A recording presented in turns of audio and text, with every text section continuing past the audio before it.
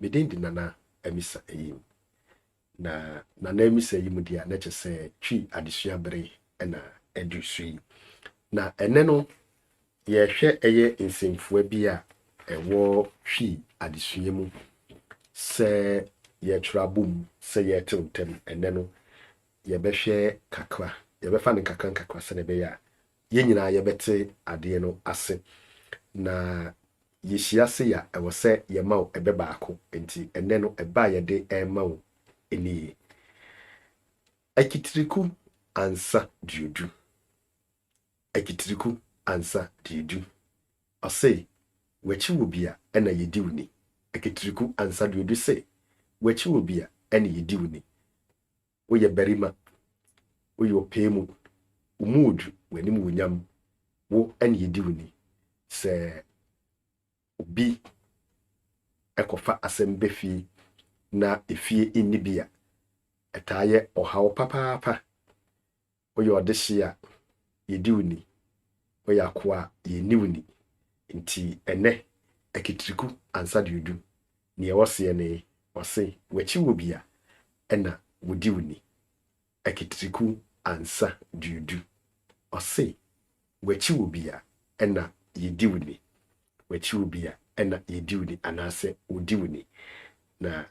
yenko eye ene adesua no eso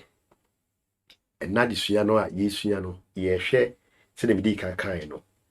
nsemfua ne bi wo ho a ye tew ntem nsemfua ne bi nso wo ho a ye kyerɛw ebom na ye gina okasa mra so ena ye bedi eye nkomoyi ye hwe ansana ye ho kwan ye befa so ye bekyerɛw okasemu ahodo ene ne ekeka ho unya edin insianemu na edin insianemu no eye nsemfua bi a ye di si edin anemu anase ensem bi a ye di si edin anemu ye ka edin a ye di edin gina homa onipa abode ahoro ne enkwawom ne enkwanim ti akire baba be kire edin ankasa asem ase ne momene ne ye hwe edin sianemu wo edin sianemu na wo adeye wo edin sianemu na se wo adeye a ye kyerɛw ebom nti ba be ye asemfua baako wo edin sianemu na wo de adeye ka ho a oba benya asemfua baako ma bema ehwe so edin sianem bi te se me na wo adeye asem bi te se tu me tu oba be ye asemfua baako a obebodin se metu na mom enu beba be ye I ena ewo ho no beba be ye I wo asemfua ana edin sianem bi te se wo na ode asem eye adeye asem bi te se nom eka ho a obeba benya wonnom ya kyerɛw abom eye asemfua baako wo edin sianem bi te se ono na unya eye ade asem bi te se kyerɛw odi bomu eye asemfua baako a obekyerɛw de se kyerɛw wo edin sianem bi te se won na unya adeye asem bi te se ko beba benya wo edin sianem bi te se yen adeye asem fa beka ho a ye fa edin insianem itwato mu odi di ka ho a ba be ye mu di onu a ewo edin insianem no hono be ba be sesa aba be ye u enti maminsi so emfa ema ye beto asa de so so nkakra na edi kan me no eye edin insianem odi tu anase tu eye adeye be ma o me tu metu ha wo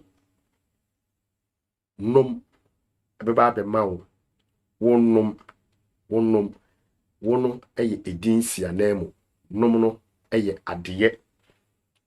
ono na chirew beba be ye o chirew ono no eye edin insianemu chirew no eye adeye behu se no na fi ho ene wanya o chirew won ne ko ebema wo ko won no eye edin insianemu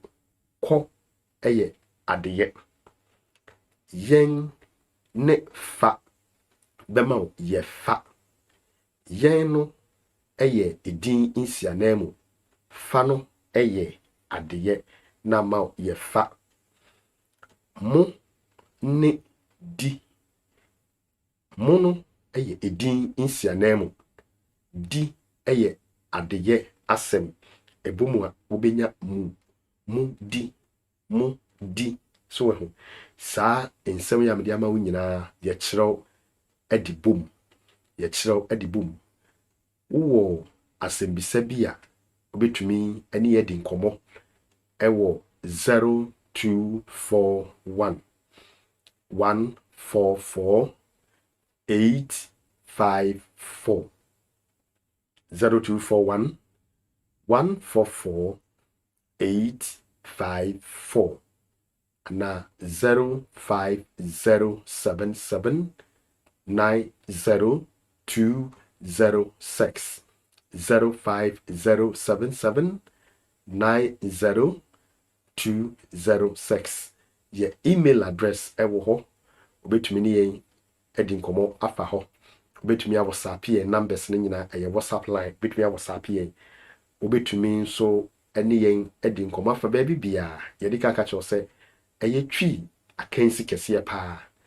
baso fa ho hyem na sua ade efi ye ho edu so a odu ho asa kansi nim akyede pi na ewo ho ede mawo ti bomoden na oni yen enkoso ara entina opese yen kyere won ko ade a ye be kyere wade kama ni obroni friend say private no ye be kyere wo na aye kama binum ahyase omoni yen ashe adisuase nso betumi aba abeka ho na aye kama meden di nana emisayim learn anase sua learn sua twi eye dwumadi eni maka medase bye bye.